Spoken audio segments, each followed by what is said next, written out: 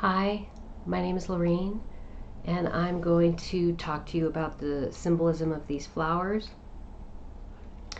I have white tulips, I have purple Speedwell or Veronica, and I also have this Tutsan or Hypericum is the botanical name. The tulips represent unyielding, perfect love.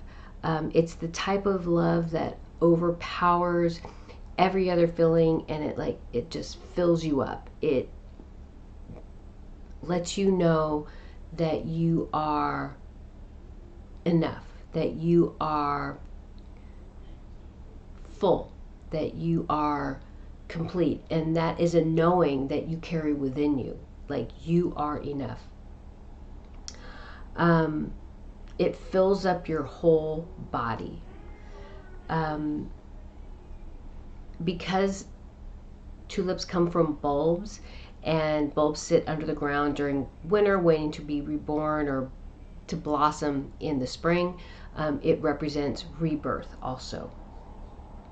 The white represents respect and purity, and then the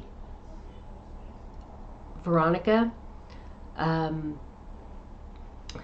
this plant is, because of the way the flowers blossom and that they kind of fall away within a few days, it gets the name Speedwell, right? So it's also called Speedwell.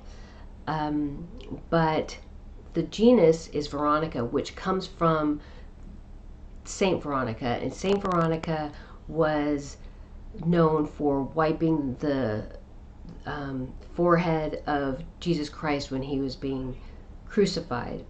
And so there is an association with healing and protection with this particular flower.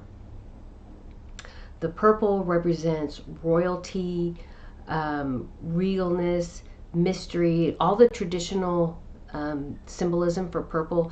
But what I haven't seen before with purple flowers, the symbolism with purple flowers, is transition in life. So the purple also represents transition in life, which I feel is extremely significant in this time of change.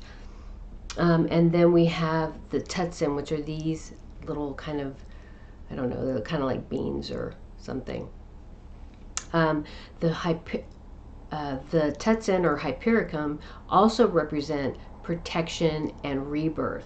Okay, so when I was looking up and researching the symbolism for this, there was repetition, synchronicities that kept happening.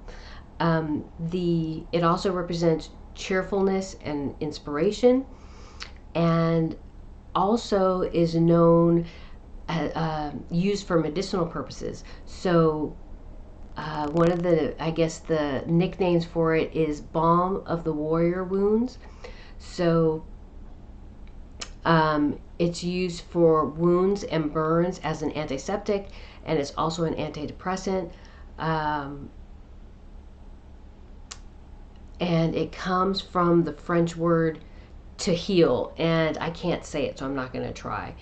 And so we have these repeating symbolism of protection, rebirth, and then most importantly, love, healing, right? That these words just keep coming in really strong for me. And not coincidentally, because I don't believe in coincidences, I bought 2 movies, Risen and Paul, the Apostle of Christ.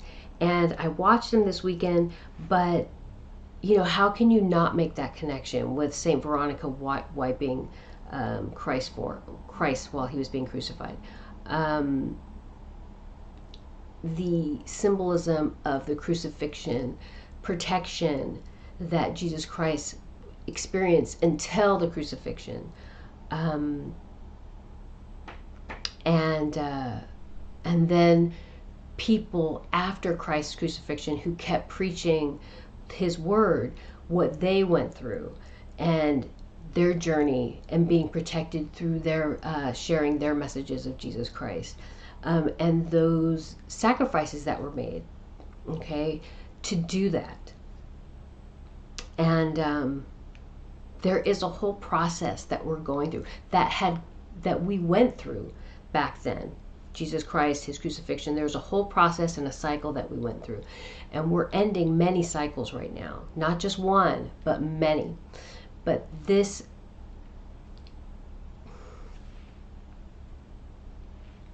what we're going through right now is a cycle that Christ set forth. When we talk about revelation and transition, that is what we're going through right now.